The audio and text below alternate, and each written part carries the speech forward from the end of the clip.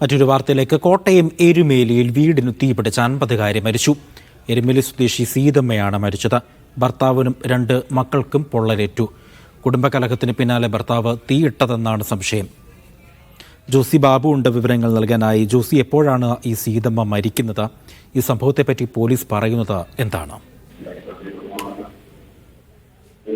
അജി, ഇന്ന് രാവിലെ 11 മണിയോടുകൂടിയാണ് ഈ സംഭവം ഉണ്ടായത്. എരുമേലി കനക്കപ്പാലത്താണ് ഈ സംഭവം. എരുമേലി സ്വദേശിയായ 50 വയസ്സുകാരി സീതമ്മയാണ് മരിച്ചത്.